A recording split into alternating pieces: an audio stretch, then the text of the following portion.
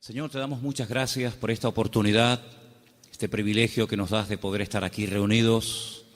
Te pido, Señor, que en esta tarde tú nos dirijas y que podamos, a la luz de tu bendita palabra, Señor, aprender cosas. Abre nuestros ojos para que veamos las maravillas de tu ley. Y gracias te damos porque tú eres nuestro Maestro, que nos guías y nos diriges a la verdad. Queremos en esta tarde aprender de ti, Señor. Quita todo obstáculo, cualquier impedimento, de la índole que sea, y que en esta tarde haya libertad para exponer tu palabra y para aprender de la misma. Gracias por todo, Señor, en el nombre de tu amado Hijo Jesús. Amén y amén. Vamos a estar leyendo en esta tarde una serie de textos, y por eso le he pedido a Vanessa y a otras personas que nos ayuden. Pero vamos a abrir la Biblia primeramente nosotros en esta tarde por una carta que el apóstol Pablo le escribe a Tito. Sabéis que el apóstol Pablo tenía la costumbre de establecer la obra, abrir la iglesia, atenderla un tiempo y después poner al frente de esas obras a obreros que habían trabajado con él, que habían aprendido bajo su ministerio. Vemos cómo dejó en la ciudad de Éfeso a Timoteo, al cual le escribe 2 cartas, pero a este joven pastor llamado Tito, lo deja en la isla de Creta. Y en el capítulo 2 de Tito capítulo 2, versículos 1 y 2, leemos algo muy interesante. Pablo está hablando acerca de las características que tienen que tener los ancianos en las iglesias, también las mujeres mayores, los jóvenes, los que sirven a otras personas. Y en los primeros versículos encontramos algo que me ha llamado mucho la atención y de lo cual quiero hablar en esta tarde. Pero tú habla lo que está de acuerdo con la sana doctrina. Que los ancianos sean sobrios, serios, prudentes, sanos en la fe, en el amor, en la paciencia. Y sigue contando y pidiendo cosas, ¿verdad? La frase que me llamó la atención, y es el tema que queremos hablar esta tarde, es cómo tener una fe sana. Cómo tener una fe sana. Dice la Biblia que el apóstol Pablo le pedía a Timoteo que los ancianos, que el liderazgo de la iglesia, tenían que tener una fe sana. Indagando por distintos textos del Nuevo Testamento, veo que a veces se menciona la fe, pero no siempre desde un punto de vista positivo. Hay como muchos tipos de fe, e incluso también muchos niveles de fe. Y el apóstol Pablo y el Señor a través de sus palabras nos dice que la fe del creyente tiene que ser sana. Hablaremos después cómo se puede tener una fe sana, y también nos tendremos que preguntar si la fe que yo tengo está sana o está un poco enferma, ¿no?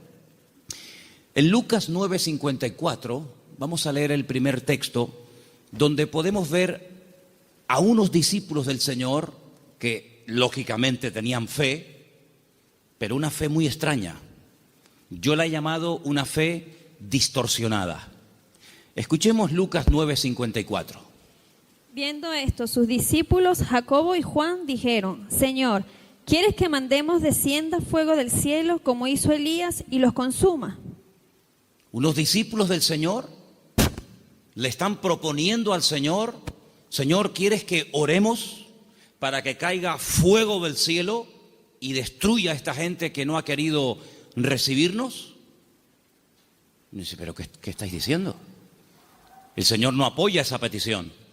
El Señor dice, ustedes no saben lo que están proponiendo, ustedes no saben de lo que están hablando. La fe no es para destruir a la gente, la fe es para edificar, para ayudar, para bendecir. Luego, esta gente tenía una fe distorsionada completamente. Y sería muy bueno que nosotros nos preguntáramos de vez en cuando qué tipo de fe tenemos. Porque vemos que estos discípulos tienen una fe muy grande, incluso hasta para proponerle al Señor, orar para que caiga fuego del cielo, como hacía el profeta Elías en varias ocasiones durante su ministerio, pero que no es ni el momento, ni el lugar, ni muchísimo menos la voluntad de Dios que se esté utilizando la fe para semejante barbaridad. Luego aquí vemos, sí, fe, pero una fe distorsionada.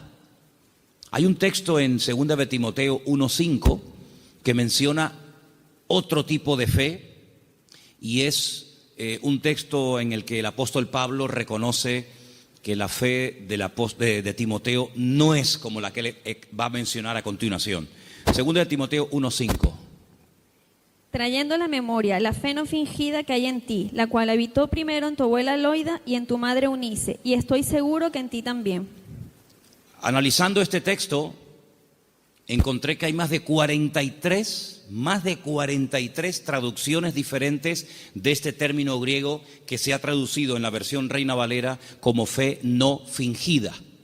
Pero hay otras Biblias que en vez de poner fe no fingida, dicen fe verdadera, sincera, fe sin mezclas, fe sin hipocresía, fe nacida del corazón, fe sin disimulo, sin engaño. Incluso hay una versión alemana que dice fe sin máscara. Es un término que se emplea en 6 ocasiones diferentes en el Nuevo Testamento, y hay un versículo en Romanos que dice que el amor tiene que ser sin fingimiento. Exactamente igual que la palabra que emplea Pablo a la hora de referirse a la fe. Entonces hay una fe fingida. Parece que tiene, pero a la hora de la verdad eso no se puede considerar una fe auténtica. Entonces estamos viendo cómo la Biblia menciona y habla de personas que en un momento determinado pueden tener fe, pero no es la fe sana de la cual queremos hablar en esta noche y cómo conseguirla. Entonces hemos visto una fe distorsionada, una fe fingida, que no era el caso de Timoteo. Tenemos también en Santiago 2:26 una fe que no sirve para nada. Lo dice literalmente el texto. Vamos a prestar atención. Santiago 2, versículo 26. Porque como el cuerpo sin espíritu está muerto, así también la fe sin obras está muerta. Fe sin obras. Hay fe, pero no hay obras, luego está muerta. No sirve para nada. Entonces hay gente que puede tener una fe aparentemente muy grande, pero no hay obras. Esa fe no produce nada. Por lo tanto, dice Santiago, es una fe muerta. Y lo muerto, pues ya me contarás para qué sirve. Absolutamente para nada. Ya hay 3 tipos de fe: distorsionada, una fe fingida, una fe muerta, y hay una fe que quisiera contar un poquito de quién se trata. ¿Os acordáis del joven rico? Un chico que dice que había guardado todos los mandamientos de la ley, era muy escrupuloso, moralmente impecable, pero él notaba que le faltaba algo. Y le pregunta al Señor: Señor, ¿qué tengo que hacer para heredar la vida eterna? Y el Señor le propone un estilo de vida diferente, le habla de que tiene que romper con ese espíritu de materialismo que lo domina, le habla de que tiene que guardar los mandamientos, y él dice: yo todo esto lo he guardado. Luego vemos que muchos escribas y fariseos, incluido en el joven rico, eran personas de fe, pero era una fe religiosa, mecánica. Hay que orar, oramos. Hay que leer, leemos. Hay que ayunar, ayunamos. Hay que congregarse, me congrego. Pero el Señor no quiere que actuemos como si fuéramos máquinas, hermanos. Que no seamos como robots, que hacen las cosas pero sin sentimiento, sin pasión, sin ganas, sin deseo. Las hacen, pero no hay vida en lo que hacen. Digamos que es una fe religiosa. Sin embargo, volvemos al texto de Tito capítulo 2, donde el apóstol Pablo dice que los creyentes tienen que tener una fe sana. Quédense con eso, una fe sana, que no está enferma, que no está distorsionada. No es una fe que llegamos incluso a tener fe en la fe, valga la redundancia. Conocen la película de la lámpara de Aladino, ¿no? Esa lamparita que la frotan, sale un genio, y el objetivo del genio es cumplir los deseos de aquel que tuvo la suerte de encontrar la lámpara de Aladino. La fe no es la lámpara de Aladino. No tenemos que tener fe en nuestra fe. Dice el Señor: tened fe en Dios. ¿Cuántos dicen amén? Antes de ver las características y cómo se puede tener una fe sana, quiero llevarles a Mateo capítulo 8, donde vais a ver cómo el Señor sabe perfectamente qué nivel y qué calidad de fe tenemos.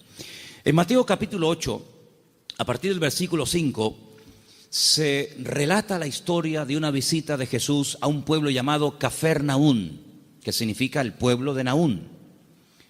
Y en el versículo 5 dice que Jesús entró en Cafarnaún y vino a él un centurión. Luego, no es un judío, es un gentil. Y este centurión, que era una especie de capitán, viene rogándole y le dice: Señor, mi criado está postrado en cama, paralítico, gravemente atormentado. No es un hombre insensible, no es un hombre arrogante como la mayoría de los romanos de la época. Es un hombre que viene pidiendo ayuda.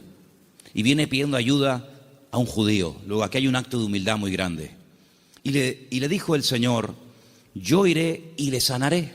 Versículo 8. Respondiendo el centurión le dijo: Señor, no soy digno de que entre bajo mi techo. Solamente di solamente la palabra y mi criado sanará. Esto es tremendo. Porque también yo soy hombre bajo autoridad y tengo bajo mis órdenes soldados. Y le digo a este: ve y va. Y le digo a otro: ven y viene. Y a mi siervo: haz esto, y lo hace. Al oírlo Jesús se maravilló y dijo a los que le seguían: de cierto os digo que ni aún en Israel he hallado tanta fe. No he encontrado a nadie en el país que tenga tanta fe como este hombre. ¿Qué fue lo que le llamó la atención al Señor Jesucristo de este hombre? Primero, la humildad con la que vino a pedir. No vino exigiendo. No vino: oye, que soy un centurión romano y me tienes que obedecer. Sino vino con humildad. Vino, dice, que rogándole. Y no vino pidiendo algo para él, sino para otra persona. Luego aquí hay una compasión. Aquí hay un amor por alguien que está sufriendo, que no es precisamente él, sino es su criado. Luego hay una cosa muy interesante en la conversación. El Señor está dispuesto a ir a la casa de un gentil. El Señor está dispuesto a ir a la casa de este hombre. Sin embargo, este hombre dice: Señor, sinceramente yo no soy digno de tenerte bajo mi techo. Pero podemos solucionarlo de otra manera. Di solamente la palabra, da solamente la orden de que mi criado sea sanado, y no hace falta ni que te desplaces, no hace falta ni que vengas. Fíjate que el hombre le pone un ejemplo al Señor. Le dice: mira, yo soy un hombre de autoridad. Yo le digo a un soldado que venga y viene, lo digo a otro que vaya o haga esto y lo hace. Por lo tanto, lo que este hombre está diciendo es: yo reconozco tu autoridad. Yo reconozco que cuando tú ordenas algo en el mundo espiritual, se cumple. Por lo tanto, como hago yo en lo natural, hazlo tú en lo espiritual. Da la orden y automáticamente mi criado sanará. Él unió el poder de la palabra, la autoridad de la palabra del Señor, con una fe bien puesta y bien depositada con humildad en el Señor. Y claro, automáticamente recibió la respuesta. Entonces el Señor dice que en todo Israel no había encontrado a nadie que tuviera tanta fe, una fe tan grande, tan firme, tan madura como la de este hombre. Luego, por la forma como habló, por la forma como pidió y se comportó, el Señor se dio cuenta de que este hombre no tenía una fe normal y corriente, sino era una fe, amigo, de categoría. Sin embargo, en el mismo Evangelio según San Mateo, un poquito más adelante, en el capítulo 14, ahora las cosas cambian. Porque en el capítulo 14, a partir del versículo 22, dice la palabra del Señor lo siguiente: Jesús enseguida hizo a sus discípulos entrar en la barca e ir delante de él a la otra tierra, a la otra ribera, entre tanto que él despedía a la multitud. Despedida la multitud, subió al monte a orar aparte, y cuando llegó la noche estaba allí solo.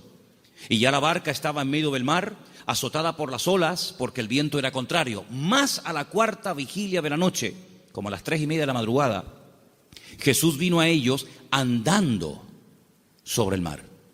Los discípulos, viéndole andar sobre el mar, se turbaron diciendo: ¡un fantasma! Y dieron voces de miedo. Pero enseguida Jesús les habló diciendo: tened ánimo, yo soy, no temáis. Entonces Pedro le respondió y le dijo: Señor, si tú eres, manda que yo vaya a ti sobre las aguas. Vamos a ver. Jesús le dijo: ven. Simplemente eso, ven. Él, descendiendo de la barca, andaba sobre las aguas para ir a Jesús. Pero, ay amigos, los peros, Al ver el fuerte viento tuvo miedo y comenzando a hundirse, dio voces diciendo: Señor, sálvame. Al momento Jesús, extendiendo la mano, asió de él y le dijo: hombre de poca fe. Poca fe. Capítulo 8 le dice al centurión: grande, grande es tu fe. Queda maravillado, queda impactado el Señor al ver el nivel de fe que tenía aquel hombre. Sin embargo, a este le dice: hombre de poca fe. Hay otro pasaje muy interesante en los evangelios, ustedes lo conocen perfectamente, donde Jesús está predicando en una casa. Dice la Biblia que fuera hay unos amigos de un paralítico que no pueden entrar. Conocen la historia, ¿verdad? Dice que se suben al techo, no se desaniman, no dicen, bueno, vengamos otro día, tal vez otro día ya no está. Nada los detiene, nada los frena. Descienden al paralítico, entre ellos, y dice la Biblia literalmente: al ver Jesús la fe de ellos. No habla de la fe del paralítico. Al ver Jesús la fe de ellos, le dijo al paralítico, y todos conocemos el resto de la historia. Luego, tal vez nosotros no podemos ver la fe, ni siquiera la nuestra, pero el Señor sabe perfectamente qué nivel de fe tenemos. La fe que tenemos que tener no es una fe cualquiera. No es esa fe que creemos que es una especie de, como dije antes, de lámpara de Aladín o de llave maestra que todo lo puede y todo lo abre. No. Tiene que ser una fe sana. Pero ¿cómo se llega a tener esa fe sana? ¿Cuáles son las características de una fe sana verdaderamente en el Señor? Vamos a ver la primera característica que tiene que tener una fe sana. Primera de Pedro, capítulo 1, del 3 al 9. ¿Lo tienes, Vanessa? Vamos a prestar atención a Primera de Pedro 1, del 3 al 9. Bendito el Dios y Padre de nuestro Señor Jesucristo, que según su grande misericordia nos hizo renacer para una esperanza viva por la resurrección de Jesucristo de los muertos, para una herencia incorruptible, incontaminada e inmarcesible, reservada en los cielos para vosotros, que sois guardados por el poder de Dios mediante la fe para alcanzar la salvación que está preparada para ser manifestada en el tiempo postrero, en lo cual vosotros os alegráis, aunque ahora, por un poco de tiempo, si es necesario, tengáis que ser afligidos en diversas pruebas, para que sometida a prueba vuestra fe, mucho más preciosa que el oro, el cual, aunque perecedero, se prueba con fuego, sea hallada en alabanza, gloria y honra, cuando sea manifestado Jesucristo, a quien amáis sin haberle visto, en quien creyendo, aunque ahora no lo veáis, os alegráis con gozo inefable y glorioso, obteniendo el fin de vuestra fe, que es la salvación de vuestras almas. Amén. ¿Os dais cuenta? La primera característica de una fe sana es que tiene que ser probada. Si no quieres tener una fe probada, jamás sabrás qué tipo de fe tú tienes. Mientras no hay problemas, no se sabe si verdaderamente tú eres una persona madura o inmadura. No se sabe. Es como cuando antiguamente te entregaban la cartilla cuando terminabas de hacer el servicio militar y te ponían comportamiento, bueno, malo, excelente, regular, lo que fuera, disposición a la hora de actuar o en fin, las distintas, no materias, sino las distintas características que se pretendía o se suponía que había en un soldado. Generalmente, a menos que fuera tiempo de guerra, el apartado del valor se dejaba en blanco, porque no hubo ocasión de mostrar el valor. La obediencia sí, la fidelidad, la puntualidad, la uniformidad, pero el valor era una casilla que se dejaba en blanco. Ahora, si hay una guerra, si te tienes que jugar la vida, si tienes que salir a campo abierto, entonces se sabe si ese soldado tenía o no tenía valor. Con la fe es exactamente igual. Si no hay pruebas, pues sí, tengo fe. Pero amigo, y cuando llegaron las pruebas, ¿cómo reaccionó usted ante el primer problema que le vino después de conocer al Señor? Porque nosotros reaccionamos de una manera antes de conocer al Señor que no puede ser la misma después de conocer al Señor. ¿Cómo, por ejemplo, reaccionó Job? Job no era judío, Job era un gentil, pero tenía tan clara su confianza y su fe en el Señor que después de las pruebas aún estaba mejor que antes de las pruebas. Antes de las pruebas era un hombre rico. La vida le sonrió, tenía hijos, matrimonio que funcionaba perfectamente, aparentemente, tierras, criados, prestigio, casas, un patrimonio increíble, y no había ningún problema. El Señor permitió, porque todo lo permite el Señor, que las cosas comenzaran a ir de diferente manera. Perdió en una semana a todos los hijos, no a uno, a todos, los varones y las hembras. Perdió todos los animales, eso era una tragedia en aquel tiempo. Las cosechas se le pudrieron, la mujer se le volvió en su contra, él cayó enfermo, las casas se le derrumbaron, los amigos, ni te cuento. Si uno dice, bueno, pero ¿dónde está Dios en todo esto? Nunca estuvo Dios más cerca de Job que cuando era probado. Cuando más cerca Dios estuvo de Job y cuanto más cerca Job estuvo del Señor fue en el tiempo de la prueba. En ningún momento se quejó. Argumentó, habló con el Señor, todo lo que tú quieras, pero en ningún momento claudicó y dijo, no merece la pena, no sirve de nada llevar una vida íntegra, llevar una vida de santidad, porque al fin y al cabo, mira, estoy pasando lo peor que los que no creen en ti, Señor. Al final, cuando termina todo aquel ciclo de pruebas tremendas, que no sabemos exactamente cuánto tiempo duró, él dice cosas tremendas. Él dice, yo de oídas te había oído, pero ahora mis ojos te ven. Ahora es cuando yo verdaderamente he conocido qué tipo de Dios, qué naturaleza es la de mi Dios. Ahora he experimentado la fidelidad de Dios. Ahora he experimentado la sanidad del Señor. Ahora he experimentado el consuelo del Señor. Y por eso, claro, él dice esa famosa leyenda, esa famosa frase, aunque Dios me mate, lo voy a seguir adorando, porque yo sé que mi Redentor está vivo. Entonces las pruebas no lo destruyeron, al contrario, lo fortalecieron de tal manera que al final él tiene que orar por los demás y nadie por él, porque solamente venían a cuestionarle, a criticarle, a poner el dedo en la llaga y bueno, a decir todo tipo de barbaridades. Por lo tanto, la fe sana, la fe verdadera, tarde o temprano, ha de ser probada. Y dice la Biblia que la actitud que tenemos que tener ante las pruebas es de gozo. Es encima, ¿sí? Encima. Tener por sumo gozo cuando os halléis en diversas pruebas, sabiendo que la prueba de vuestra fe produce paciencia. Porque una fe, para que sea sana, tiene que tener un ingrediente indispensable y es paciencia. La fe sin paciencia puede convertirse en temeridad.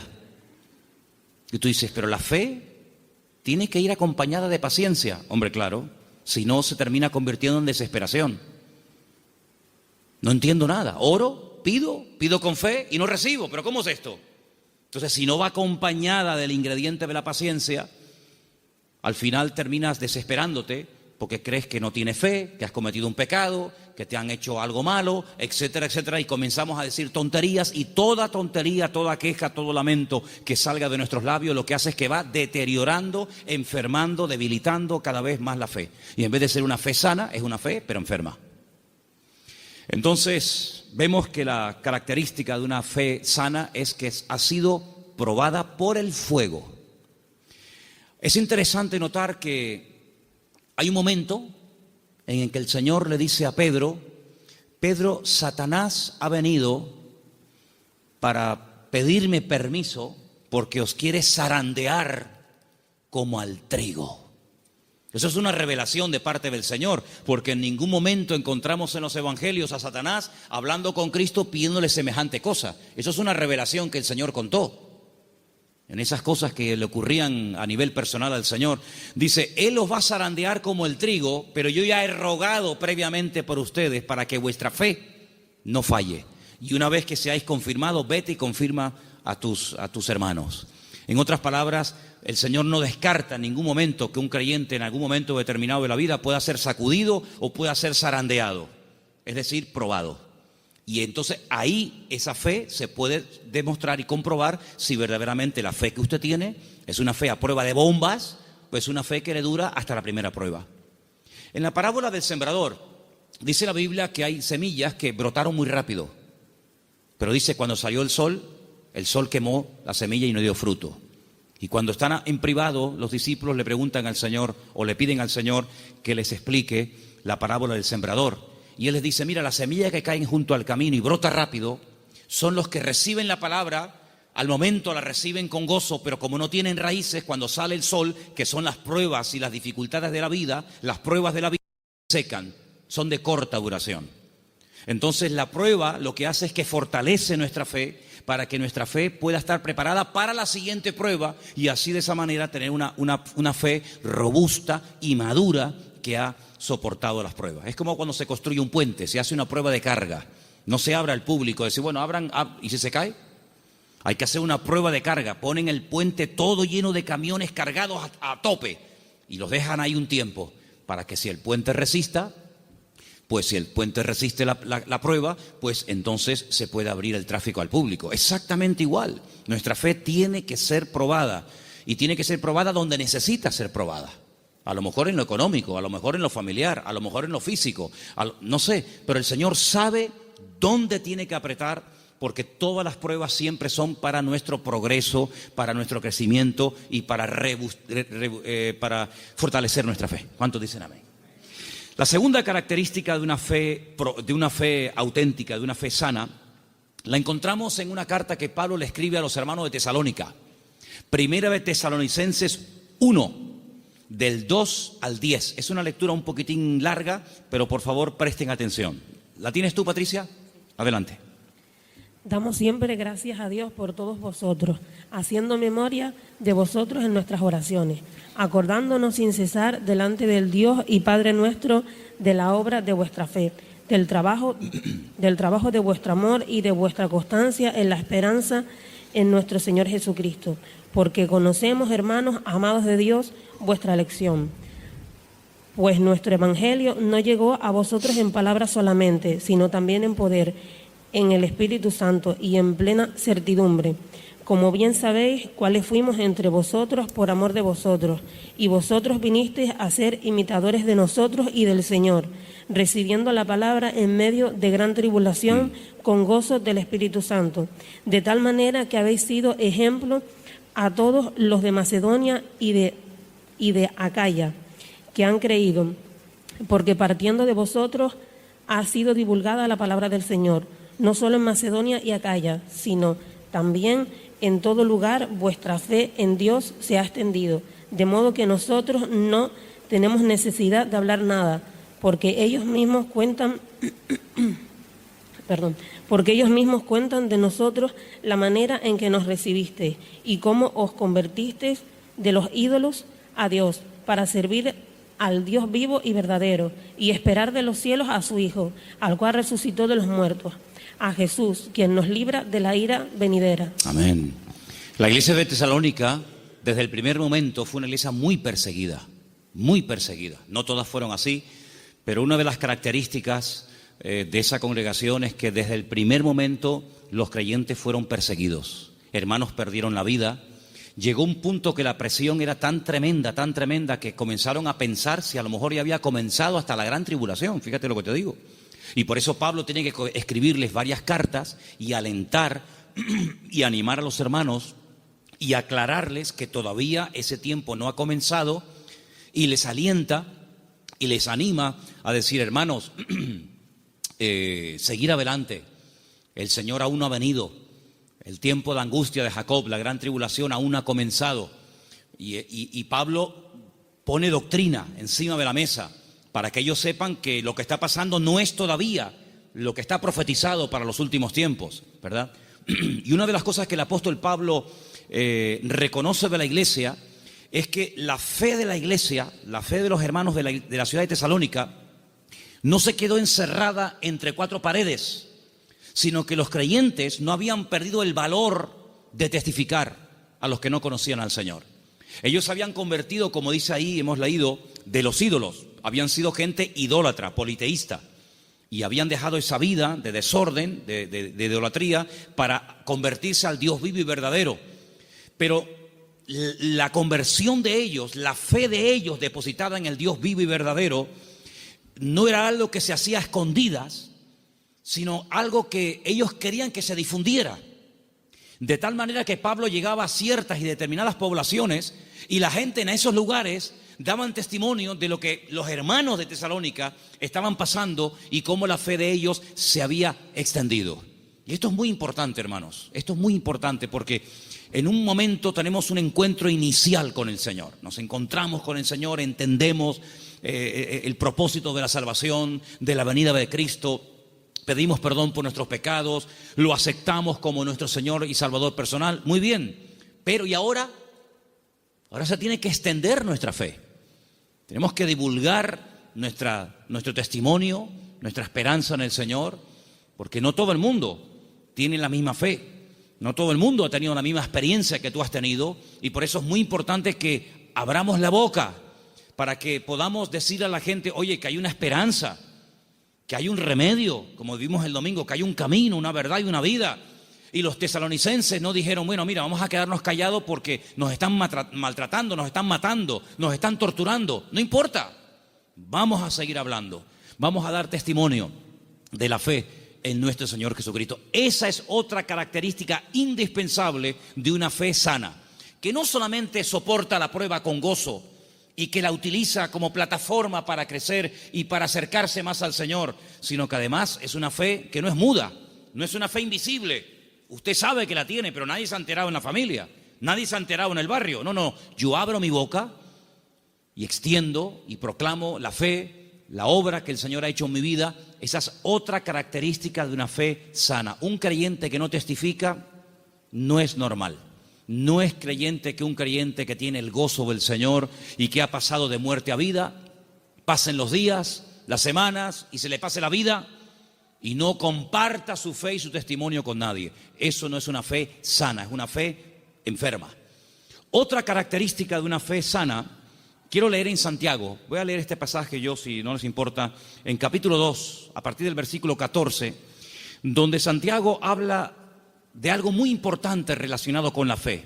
Dice, hermanos míos, Santiago 2:14, ¿de qué aprovechará si alguno dice que tiene fe y no tiene obras? ¿Podrá la fe salvarle? Si un hermano o una hermana están desnudos y tienen necesidad del alimento de cada día, y alguno de vosotros les dice, id en paz, calentaos y saciaos, pero no les dais las cosas que son necesarias para el cuerpo, ¿de qué aprovecha?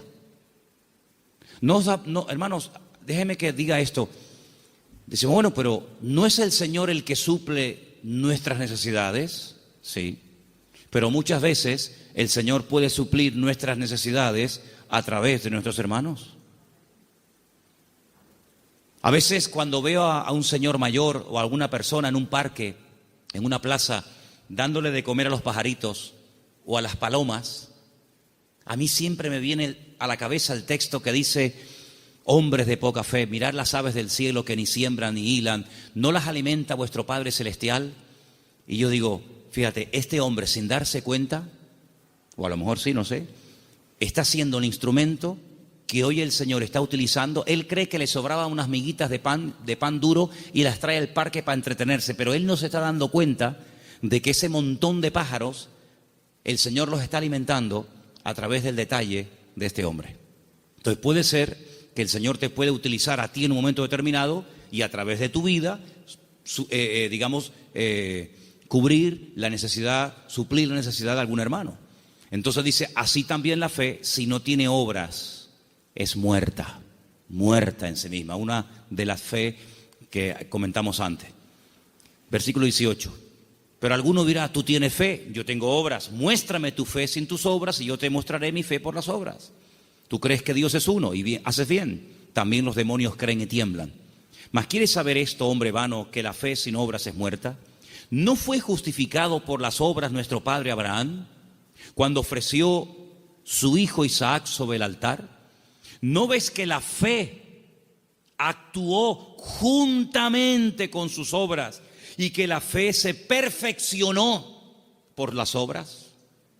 Y se cumplió la escritura que dice, Abraham creyó a Dios y le fue contado por justicia y fue llamado amigo de Dios. Vosotros veis pues que el hombre es justificado por las obras y no solamente por la fe. Asimismo también Rahab la ramera no fue justificada por las obras cuando recibió a los mensajeros y los envió por otro camino, porque como el cuerpo sin espíritu está muerto, así también la fe sin obras está muerta. Luego, una característica de una fe sana, que es lo que nos interesa y estamos hablando esta noche, es que es una fe que produce, una fe que hace obras. No es una fe teórica. No, yo creo pero no hago nada. No, es una fe que hace obras. ¿Cómo se sabía que Abraham tenía fe en el Señor? Bueno, pues yo estaba justamente leyendo hoy ese pasaje y dice la Biblia que este hombre viaja desde el sur de Israel, desde una ciudad llamada Beersheba, recorre todo el desierto del Negev, llega hasta el monte Moria, allí en Jerusalén, y antes de llegar deja a unos criados y le dice, bueno, guárdeme aquí el asno, el burrito, que dice, iremos, adoraremos y volveremos. Y a veces seguimos leyendo el pasaje y nos olvidamos de decir, no, espérate un momento, mira lo que acaba de decir. Iremos, adoraremos y volveremos. Pero ¿cómo dice volveremos si Abraham sabe que tiene que subir al monte Moria y sacrificar, es decir, matar a su hijo Isaac? Dirás en todo caso, volveré. La Biblia dice que Abraham tenía tanta fe en el Señor que creía que si mataba a su hijo Isaac, el Señor se lo podía resucitar y volverlo a tener con él. Y en cierto sentido, eso fue lo que pasó. No lo mató, sabemos el resto de la historia, pero él en su corazón lo había sacrificado antes de subir al monte Moria. ¿Se da cuenta? Pero la fe de Abraham no quedaba simplemente en un acto de obediencia, sino que iba mucho más allá. Bueno, yo lo mato, yo lo sacrifico porque al fin y al cabo es lo que Dios, mi Señor, me ha pedido. Pero creo que Él me lo puede dar de entre los muertos. Y es que nunca nadie había resucitado, hermanos. Él no puede decir, no, es que ya resucitó fulanito o tal. No había resucitado nadie. ¿Cómo sabía Abraham que el Señor podía resucitar muertos? Porque Abraham conocía a Dios. Y la fe auténtica, la fe sana, no es una fe ciega, no es una fe irracional, es una fe basada en hechos, en realidades. ¿Y qué mejor realidad que conocer a Dios y conocer su palabra? Yo dije en una ocasión que hubo un momento en nuestra vida en los que creímos en un Dios que prácticamente no conocíamos. Cuando nosotros la primera vez aceptamos al Señor, ¿qué sabíamos del Señor? Pues muy poca cosa. No conocemos hoy nosotros al Señor mejor que hace años atrás cuando lo conocimos o lo recibimos en nuestro corazón, ¿sí o no? Por supuesto que sí. En aquel momento fue un acto de fe. Yo necesité fe, créame, yo particularmente, yo no sé usted, pero yo necesité mucha fe porque yo no creía en Dios. No creía en Dios, sencillamente. Para mí no existía. Y yo necesité que Dios me diera fe para poder creer en Él. Pero créanme, hermanos, y lo digo con toda sinceridad, yo hoy en día no necesito fe para creer en Dios. Yo es que sé que Dios existe. La fe se necesita para creer en lo que usted tal vez no ve o no ha recibido y tiene fe de poder recibirlo. Pero yo no necesito fe para creer en mi Padre. Yo no necesito hoy por hoy fe para creer si este libro es o no es la palabra de Dios. Es que yo sé que es la palabra de Dios. Por lo tanto, la fe tiene que ir en aumento, tiene que ir creciendo, tiene que ir madurando. Y por eso, amados hermanos, hay momentos en los que en la vida de ciertos y determinados personajes los milagros tenían que verse muy asiduamente, un poco como para sacudirlos y para provocar la fe en ellos. Pero hay un momento en nuestra vida en los que prácticamente ya no necesitamos tantos milagros cada día, porque el hecho de que el Señor sea mi Señor, ya para mí eso es más que suficiente y sé que todo lo demás vendrá por añadidura. ¿Cuántos dicen amén? Hay gente que continuamente le pone pruebas al Señor. Señor, ¿será tu voluntad esto? Señor, ¿será tu voluntad lo otro? Señor, voy por aquí, Señor, voy por allá. Bueno, pues si constantemente le tienes que estar poniendo pruebas a tu Dios, es porque no lo conoces mucho. Porque si tú sabes que a tu marido no le gustan las lentejas, no sé si hay algún marido, perdón si alguien se sienta aludido, pero si tú sabes que a tu marido no le gustan las lentejas, no dices, se las voy a poner a ver si le gustan o no le gustan. Ya te ha dicho de todas las formas que no le pongas lentejas que no le gustan. Por lo tanto, como ya lo sé, no se las pongo. Pero yo sé que lo que le gusta es el potaje de berros. Entonces, en la medida en la que tú conoces a tu marido, a tu esposa o a tu hijo, a quien sea, tú te comportas de una forma diferente con él o con ella, ¿sí o no?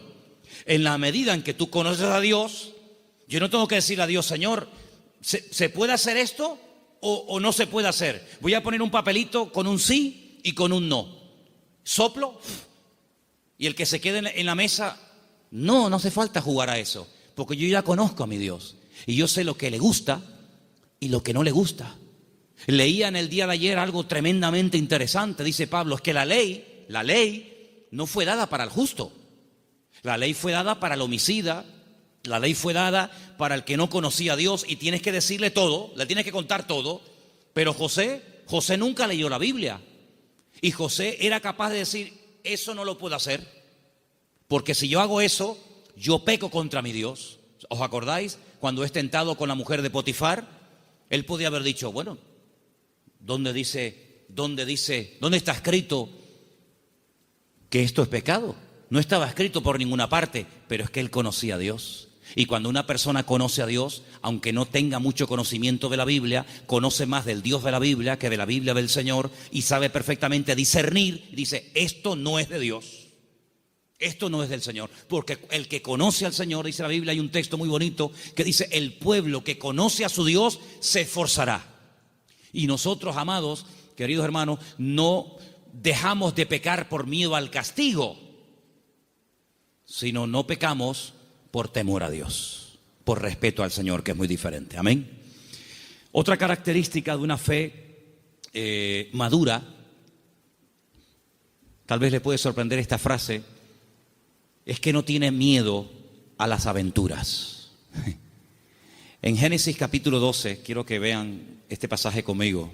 Génesis capítulo 12, versículo 1. Hay una palabra aquí muy bonita que la hemos leído en muchas ocasiones. Dicen que el padre de Abraham era, ¿cómo se llamaba el padre de Abraham? Hola.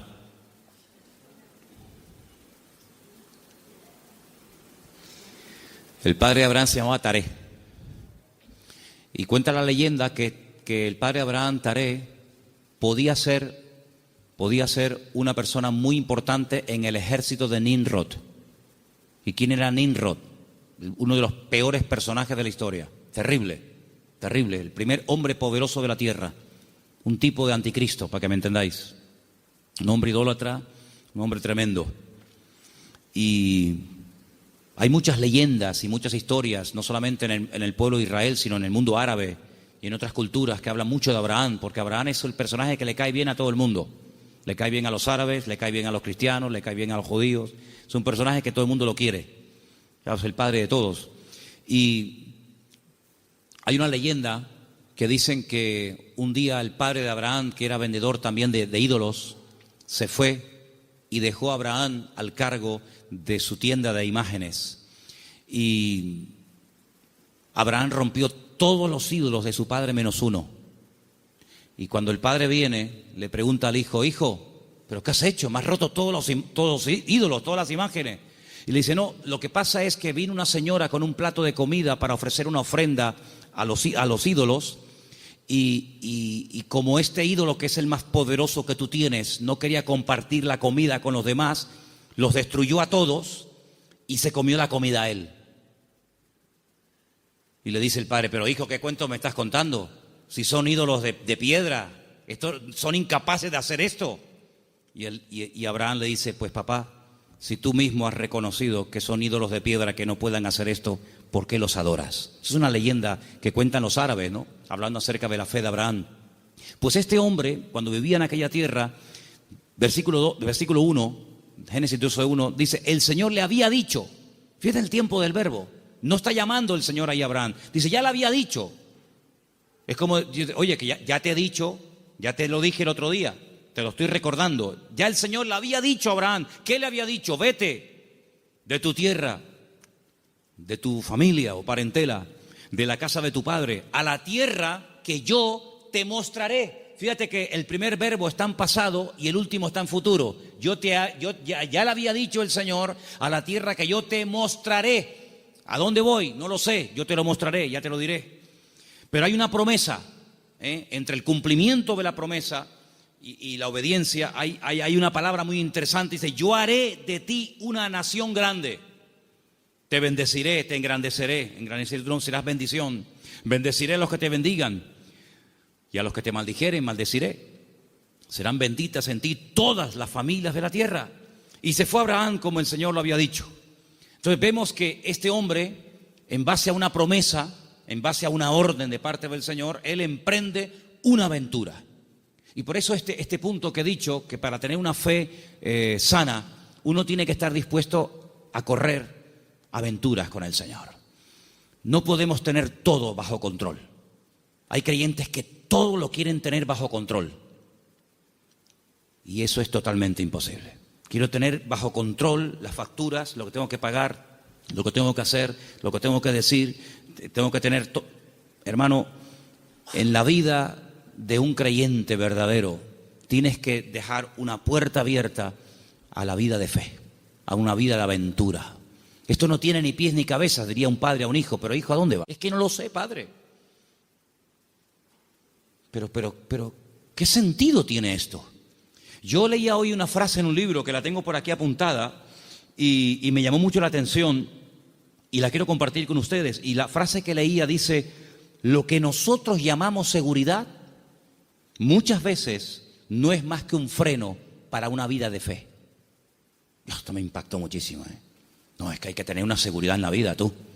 Ya, oye, ya no tengo 20 años, ya tengo una edad y uno ya tiene que ir pensando las cosas. Me parece muy bien. Pero cuando vamos a la palabra de Dios, nos encontramos que a veces Dios llama a gente ya con 80 años. Y tú dices, ¿pero dónde va este hombre con 80 años? Pues tú no ves que cuando tú eras joven lo intentaste y fue un fracaso lo que hiciste, que incluso hasta terminaste matando a una persona. Y el Señor llama a un hombre que en el pasado ha fracasado y se ha refugiado como un prófugo en el desierto, cuidando ovejas que no son ni de él. Y ahora tengo que volver atrás. ¿A qué? Hacer la voluntad de Dios. Pero en esta ocasión no como tú la que quisiste hacer en tu yo, en tu ego, sino hacerla en mi nombre. Y lo manda a Moisés, a Egipto, con 80 años. Y Abraham le da unas promesas increíbles con una edad que uno dice, ¿y por qué no le dio estas promesas cuando tenía 18, 20 o 30 años? ¿Por qué esperó tanto el Señor en sorprender y en usar a este hombre? Hermanos, nosotros no somos los que ponemos los tiempos. Los tiempos los pone el Señor. Por eso les dije antes que un ingrediente indispensable de una fe sana es la paciencia. Una fe que no va acompañada de paciencia te puede crear problemas a ti personalmente. Porque cuando tú pides y cuando tú oras y no recibes, la Biblia dice que si pedimos y no recibimos, se puede convertir en un tormento al alma, en un tormento al corazón. Y por eso el que tú pidas no significa que inmediatamente tus órdenes se tienen que cumplir. Vuelvo a repetir el ejemplo de antes. La fe no es la lámpara de Aladino. Encomendamos al Señor nuestra vida, nuestras situaciones, confía en Él y Él hará, decía el Salmo 37, ¿os acordáis? Entonces, una fe sana tiene que ser probada, tiene que extenderse, no puede quedar ahí reducida, anclada, encerrada herméticamente en tu vida. Es una fe que produce obras. Es una fe que es que por lo que haces se nota que tiene fe. Hombre, vamos a ver, un hombre que está dispuesto a sacrificar a un hijo, ¿qué más prueba que ello? Cuando le dice el Señor a ese hijo el día de mañana, quédate en Beersheba y siembra en el desierto, y este hombre siembra en el desierto y no cuestiona a Dios diciendo, oye, pero ¿cómo que siembra en el desierto? Esto es un disparate, es una locura. ¿Cómo voy a sembrar la semilla? ¿Cómo voy a sembrar semillas en arena? Y el hombre lo hace y Dios lo prospera, ¿verdad? Vemos en la Biblia que hay momentos en los que Dios le dice a la gente, oye, ¿tú estás dispuesto a ir en contra de la corriente? ¿Tú estás dispuesto a hacer lo que yo te diga, aunque aparentemente sea un disparate? A ese tipo de vida no tenemos que cerrarnos. Yo no digo que tengas que ir por ese camino toda tu vida, pero no descartes la posibilidad de que en un momento Dios te lleve la contraria. ¿Puede el Señor llevarnos la contraria? ¿Puede el Señor sorprendernos a estas alturas? Quiero decirles algo que llevo tiempo queriendo decirlo y siempre se me olvida. Siempre se me olvida. Cuando llego a casa digo, pero si yo vine de Galicia y quería decirles esto y todavía no se lo he dicho. Ahora me acaba de venir a la cabeza y